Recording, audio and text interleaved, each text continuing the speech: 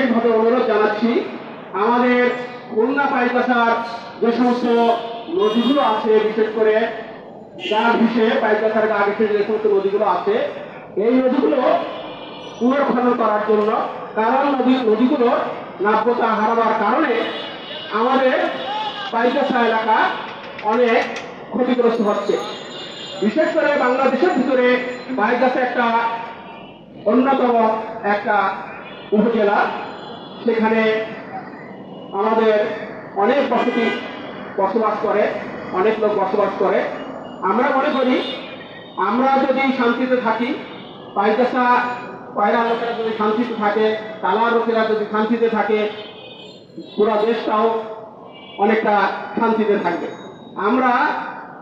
আমরা বিশেষ করে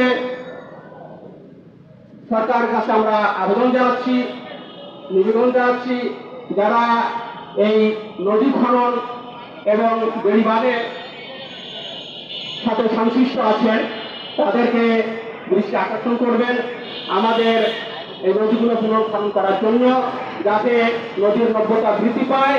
তাহলে আমাদের ওখানে জলোচ্ছ্বাস এবং বন্যা হবে না, মানুষ ক্ষতিগ্রস্ত হবে না। সাথে সাথে আমি বলতে চাই, বেড়িবাঁধগুলো বারবার বাধা বা তৈরি করা হয়, আবার জোয়ারে অথবা যখন জলোচ্ছ্বাস হয় তখন বারবার ভেঙে যায়। স্থায়ীভাবে এই নদীগুলো স্থায়ীভাবে বাদ দিলে তাহলে দেখা যাবে আমাদের এখানে প্লাবন বা জলোচ্ছ্বাস পানি উঠবে না।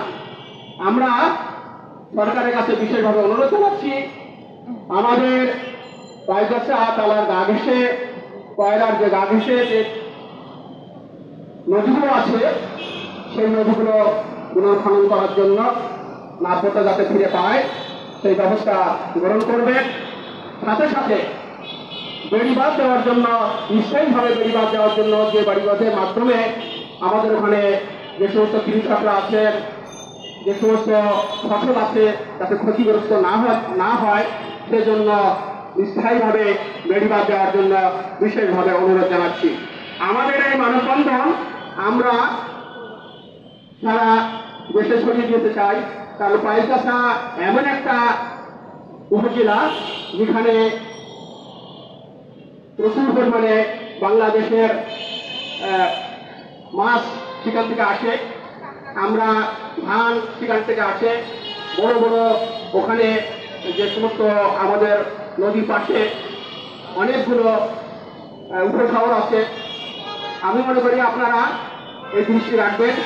আপনাদের সরকারের কাছে আমাদের বিশেষভাবে অনুরোধ, এখন আপনাদের সামনে বক্তব্য রাখবেন